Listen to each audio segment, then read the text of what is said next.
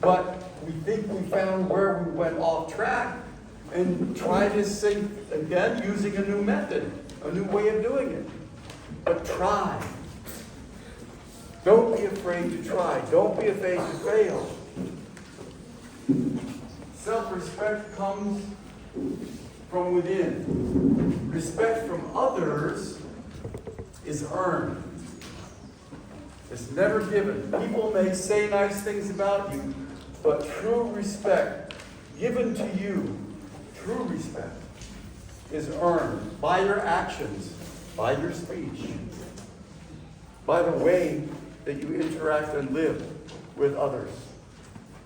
So you can only expect, to a degree, respect from others if you have been giving it out.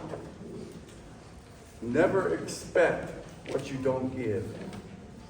Isn't going to happen. But when each of us can value another's thoughts, feelings, as a human being, regardless of what they know or don't know, regardless of their place in society, or how much money they have, regardless of that, they have value as I have value. And treat them accordingly. Tearing down someone through being judgmental, being heartless, is probably one of the worst sins that you can commit. Because what you're doing is you're tearing at another person's life and making them feel bad, embarrassing them, or making them sad. There are serious penalties from the universe when you do that. The universe is not kind to those who harm others through word or deed. Often your words can be more painful to others than a hit with a fist, because those go deep. If we embarrass someone intentionally, if we tear down people in front of others, that is terrible. And woe to anybody who does that if I'm in the area, because I would come down on them like the wrath of God. I will not tolerate someone harming or belittling someone else. They may think it's cute. They may think it's funny. But if I see it, they will quickly know that it is not. So be careful of what you say. Don't act frivolously. Don't act without thinking.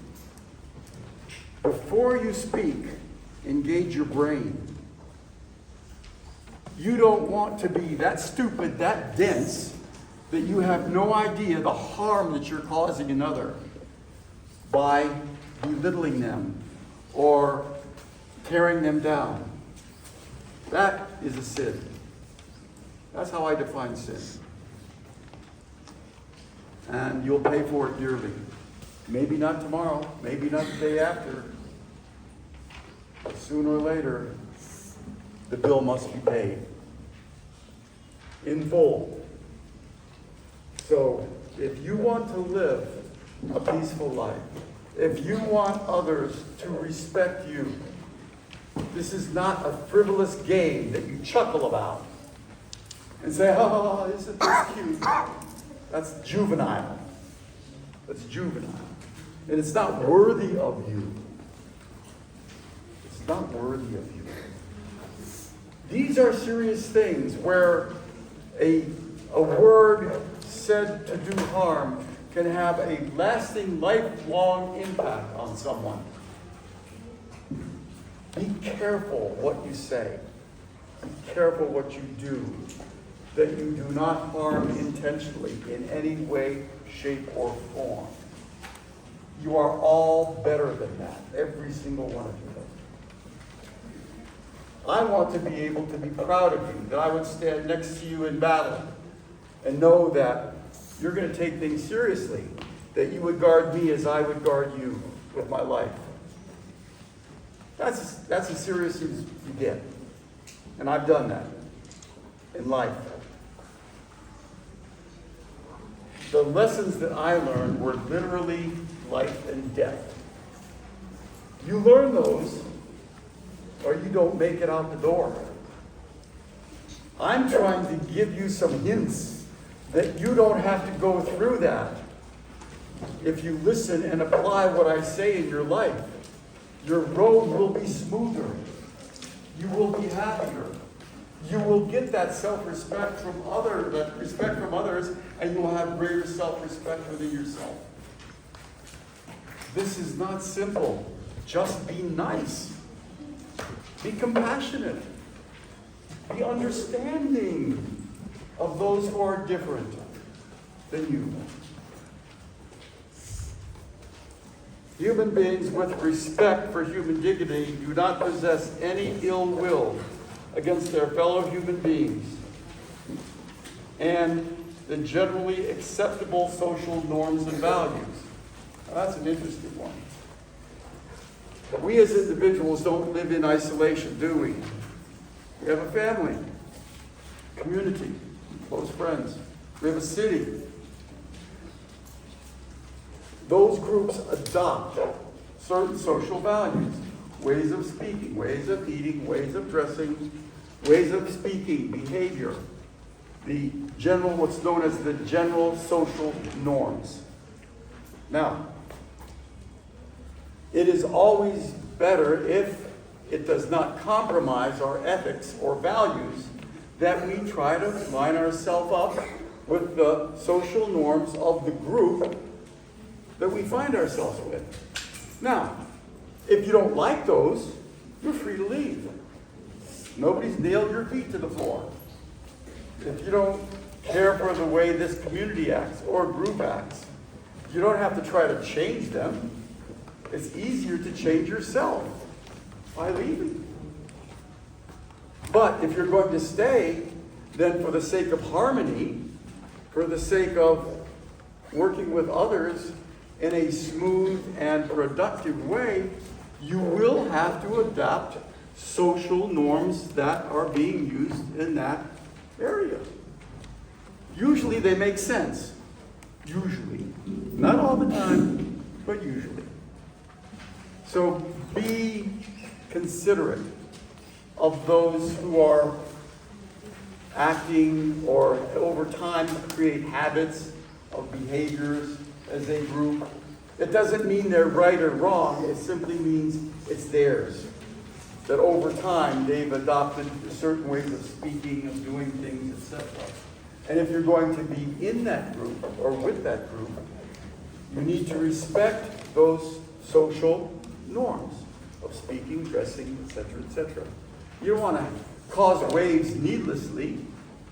And if you don't like it, it goes against your own personal values, you have a God-given right to leave. It's not that they're right and you're wrong, or you're wrong and they're right. No. It's just not compatible. And it happens. You can still respect them for who they are, but these actions, these ways of doing things, is not compatible with you. So rather than trying to change them, there's something called social behavioral inertia. Social behavioral inertia. Inertia is a drag on things. It's hard to overcome because there's got a lot of energy over time behind it. So you cannot, or probably will not, be able to change those social norms. And if you can't, and they're that objectionable to you, then leave. Go somewhere else where it's more in line with the way you think and feel and things that make you comfortable and happy. Like I said, guys, this isn't rocket science. It's just common sense. If you care to just take a second and think about it. So, let's take a moment, and now I'd like to ask you a few questions. I'm going to ask people questions like, what in their life has given them an opportunity to show respect to another person It may be a difficult situation, it may be not difficult, but give me an example of circumstance where you and some other person or others are interacting and you had a choice to either be negative or show respect even though you may disagree. So, you, sir, can you give me an example in your life where something like that happened? Like in your group, with an individual, a friend, a family member, where there was conflict and you disagreed, but rather than fighting them, you respected their opinion and let them have the floor, let them be what they were. Can you give me an example of that? Let's say in your family, brother, sister, father, mother.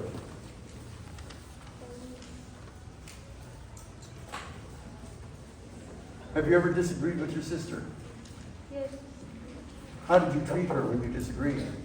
Yes. That wasn't a yes. Did you treat her kindly, even though you disagreed? No. You treated her badly. Yes.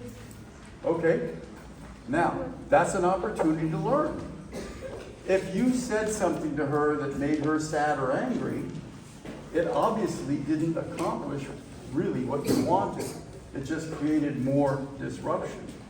So the next time you have a disagreement with your sister, even though you may disagree, and say, look, I disagree with your point, but I respect your right to say it. Does that make sense? Yes. Good. Okay, thank you. Yes, sir, at the back. Let me go over here because my hearing is terrible.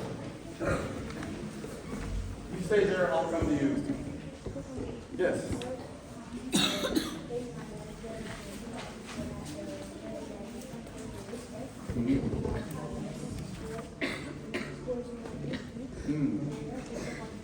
So, when we have a friend ignoring us, so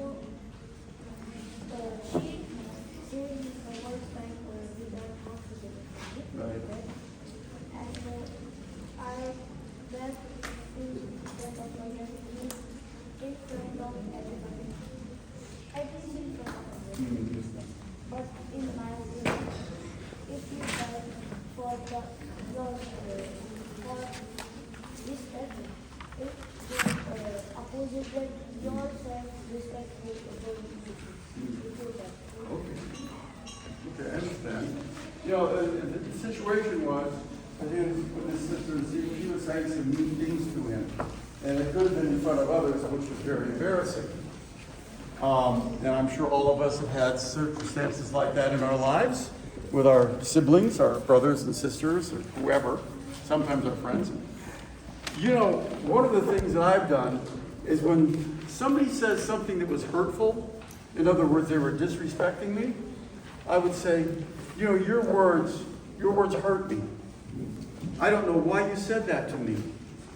Have I done something that would make you want to hurt me? You know, say it like it is. Usually, they'll be taken aback because they weren't even thinking of how their words affected you. And they will never know unless you tell them. And if you want to change somebody's behavior, they must understand the impact of their behavior on you. Otherwise, they won't know to change. You know, that was very hurtful, and I don't think it was right. You know, there's got to be a better way of telling me what you want without being hurtful, you see.